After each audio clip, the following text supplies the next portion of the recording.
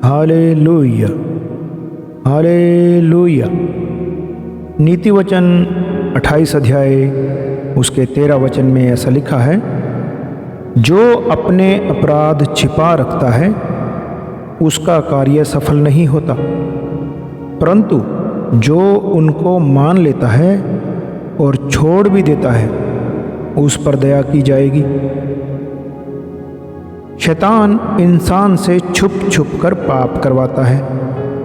वह इंसान के मन में डाल देता है कि पाप कर ले, किसी को कुछ पता नहीं चलेगा। अगर कोई पूछे कि कहाँ गया था तो झूठ बोल देना। पाप छुपाने के लिए ही इंसान झूठ बोलता है। जब पतरस ने हनन्याह की पत्नी शफीरा से पूछा कि मुझे बता, क्या तुमने वह भूमि इतने ही में बेची थी? शफीरा ने कहा, हाँ, इतने में ही। ये घटना हम प्रेरितों के काम 5 अध्याय उसके 1 से 11 वचन तक पढ़ सकते हैं। पापी अपने आप को इज्जतदार और अच्छा साबित करने के लिए अपना पाप छिपाता है। आज के समय में भी बहुत से लोग अपने आप को धर्मी जता के पापों को छुपा कर बैठे हुए हैं। लोग अपने पापों को मनुष्यों से, समाज से छुपा सकते हैं, लेकिन परमेश्वर को सब पता है। परमेश्वर से कोई भी कुछ भी छिपा नहीं सकता। ऐसों के बारे में परमेश्वर का वचन कहता है कि ये लोग होठों से मेरा आदर करते हैं, लेकिन उनके मन मुझसे दूर हैं। ऐसा मत्ती रचित सुसमाचार 15 अध्याय उसके 8 वचन में लिखा है। जब हम पहला अध्याय यूहन्ना का पहला अध्याय उसके 8 और 9 वचन में पढ़ते हैं तो लिखा है, यदि हम कहें कि हम में पाप नहीं तो अपने आप को धोखा देते हैं और हम में सत्य नहीं। यदि हम अपने पापों को मान लें तो वह हमारे पापों को क्षमा करने और हमें सब अधर्म से शुद्ध करने में विश्वास योग्य और धर्मी है।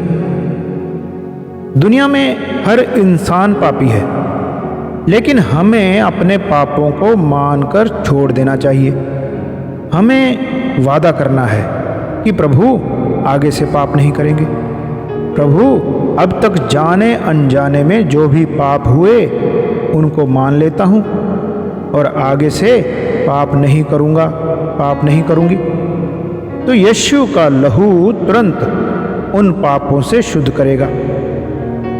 परमेश्वर चाहता है कि हम कोई भी पाप करें तो परमेश्वर के सामने अपने पापों को मान लें और छोड़ भी दें।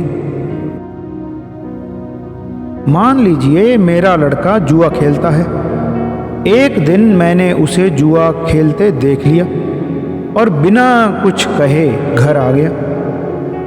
जब कुछ समय बाद मेरा बेटा घर आया तो मैंने उससे पूछा कि कहाँ से आ रहा है। जबकि मुझे पता है कि वो कहाँ से आ रहा है, फिर भी मैं पूछ रहा हूँ। अगर वो कहे कि मैं दोस्त के घर में पढ़ाई करके आ रहा हूँ तो मुझे गुस्सा आएगा। मैं चाहता हूँ कि वो अपनी गलती मान ले। अगर वो झूठ बोलेगा तो मैं उसे सजा दूंगा। अगर वो अपनी गलती मान ले और माफ़ी मांग ले तो मैं उसे माफ़ कर दूंगा। परमेश्वर ने आदम को अदन के बाग में रखा और भले या बुरे के ज्ञान के पेड़ का फल खाने को मना किया, लेकिन शैतान की बातों में आकर उसने और उसकी पत्नी हवा ने उस पेड़ का फल खा लिया। जब परमेश्वर ने आदम को पुकारा कि आदम तू कहाँ है, ऐसा हम उत्पत्ति 3 अध्याय 9 वचन में पढ़ सकते हैं, तो आदम छुपने लगा। अगर आदम सच सच बता देता तो परमेश्वर खुश हो जाता और उसे माफ़ कर देता, लेकिन उसने अपना पाप छुपाया और हवा को और उसे अदन के बाग से निकाल दिया गया। अगर आपके जीवन में भी कोई पाप है तो तुरंत मान लें, देर ना करें। जितनी देर करेंगे उतना ही आपका नुकसान होगा। शैतान कहेगा झूठ बोलो और अपने पाप छिपा लो, लेकिन आप कहें हम अपने पाप मानेंगे और छोड़ेंगे और यीशु के लहू से पवित्र होंगे। आमीन, आमीन।